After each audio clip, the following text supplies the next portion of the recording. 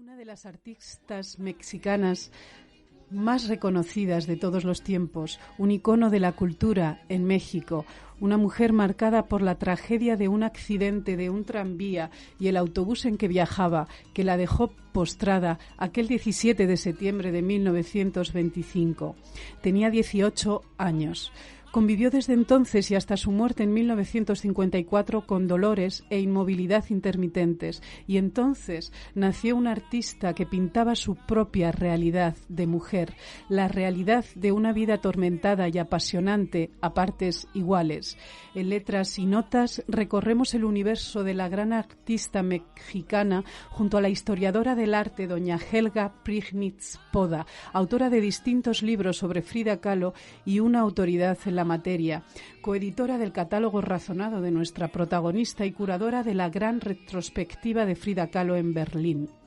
¿Qué tal? ¿Cómo estás, Helga? Hola, muy bien, gracias Eva por llamarme y presentarme aquí. Y lo que tú leíste ahora primero, el poema que se llama Recuerdo de Frida Kahlo, es precisamente un comienzo muy muy bueno para esa conversación que vamos a tener, porque en ese poema fue la primera publicación que se hizo de Frida Kahlo en 1922, precisamente, cuando ella tenía apenas 15 años lo había escrito. Es decir, antes del accidente que mencionaste, también 3 años más tarde. Es decir, ese poema habla de otro accidente que ha tenido como niña. Digo, sí. Es un poema muy especial y muy único en la obra de Frida Kahlo. Después nunca volvió a escribir poemas así. ¿De qué accidente hablaba? Pues como describe en el poema que un hombre la seguía y la dejó en lágrimas. Es decir, de algún impacto así de un maltratamiento por un hombre en la calle, ¿no? De eso habla. Bueno, es un verdadero placer para mí, Helga, que seas mi interlocutora en esta conversación que ambas visualizamos con emoción. ¿Cómo fue tu encuentro con la pintura de Frida Kahlo? ¿En qué momento de tu vida aparece? Ay, desde hace siglos, digo. Yo en los años 70 del siglo pasado, yo había trabajado sobre el grabado mexicano, hice mi tesis doctoral y gané mi vida haciendo traducciones. Y me topé con la primera biografía que Raquel Tibol había escrito sobre Frida Kahlo en 1977. La traducía al alemán y entonces yo pensé, esa mujer artista suena muy interesante la biografía. Quisiera saber qué había pintado, porque entonces solamente se conocía una docena de sus pinturas. Todo lo demás estaba completamente desconocido después de su muerte. Al menos aquí no se sabía mucho de ella. Y entonces me emocionó tanto que decidí de dedicarme a hacer el catálogo razonado del artista. Estaba buscando las obras. Así, en 1977 empecé y en 1985 publiquemos este catálogo razonado, entonces que contenía ya 200 tantas obras, y desde entonces así es que conozco Frida desde hace mucho tiempo. Ay, qué bonito es volar. Hemos escuchado ese tema, esa canción infantil mexicana, La Bruja, una canción tradicional de Veracruz, y ese vuelo de un pájaro en todo su esplendor que siempre he percibido en las cejas unidas de Frida. Decía Frida, pies, ¿para qué os quiero si tengo alas para volar? Sí, eso lo dijo al final de su vida en el diario también, cuando ya sufría mucho del dolor en sus pies y hasta que cortaron uno. Pero esto fue mucho más tarde del poema que leíste al principio en 22, y esto de los pies y las alas es de 1953. En 1954 murió, sí. Pues ella siempre vivía de las alas más que en sus pies, ¿no? Siempre fue la fantasía que la llevó a aguantar y soportar su dolor y su soledad. Pues nos vamos a esa infancia de Frida, ¿no? Decía Frida que tengo los ojos de mi padre y el cuerpo de mi madre. Pero antes me voy a... porque tanto su padre, más su padre quizás en la pintura, como su madre fueron importantes, ¿no?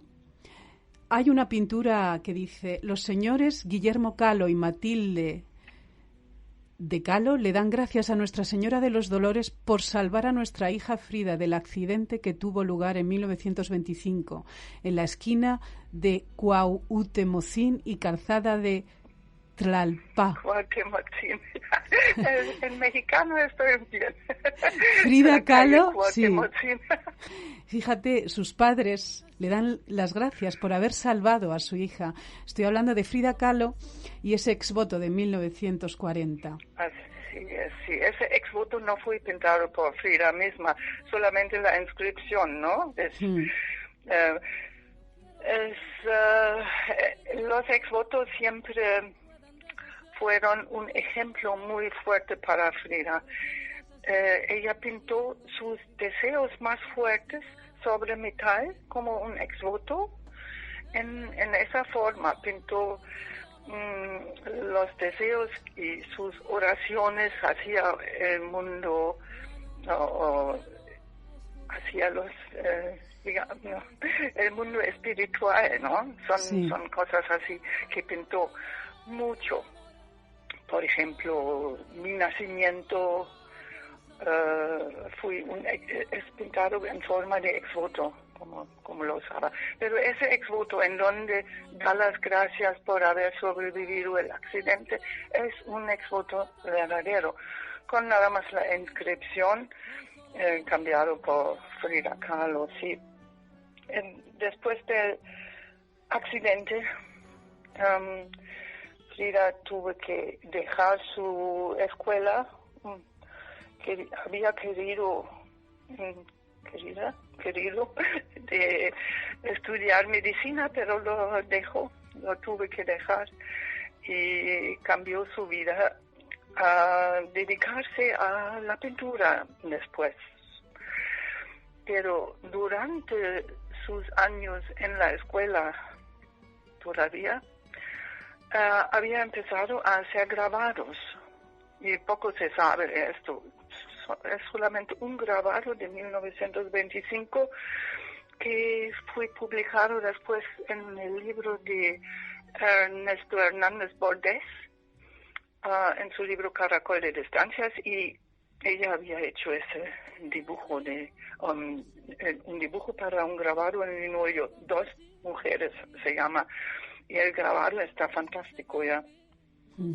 Así que es antes del accidente, eso quiero decir, antes del accidente se sentía inclinada a ser artista, pero solamente después del accidente se volvió completamente a dedicarse a la pintura. Con su padre aprende la técnica del retrato fotográfico, porque más de un tercio de sus obras son autorretratos. En su obra aparece constantemente ella y su realidad, ¿no? Así es, sí. Sí, y el padre también hizo muchos autorretratos de sí mismo. Eso es muy raro, porque normalmente él se dedicó a hacer fotografía de edificios coloniales. Él trabajó para el dictador que antes de la revolución gobernaba en México, y Porfirio Díaz, y después de la revolución prácticamente fui sin trabajo el papá de Frida, y se dedicó a hacer estos autorretratos en fotografía. Muy raro, porque no se explica, porque con esos autorizados él no podía ganar dinero, quien lo compraba, nada. Pero sí, tal vez esa inspección a sí misma, ¿no? De ver quién estoy, cómo estoy, dónde estoy. Esa pregunta siempre dominaba la obra de Frida Kahlo. Siempre se preguntaba. Es como se dice hoy en día, ella fue la queen de selfies, la primera queen de selfies. 40 o 5, casi 50 de sus pinturas son autorretratos. Y todos llenos con esa pregunta, ¿quién estoy? ¿Por qué estoy sufriendo tanto? ¿Quién me puede acompañar? También esa búsqueda de no estar sola y búsqueda a amigos, a encontrar amigos con su pintura, porque de vez en cuando regaló uno de sus pinturas diciendo, te lo regalo porque quiero que piensas en mí.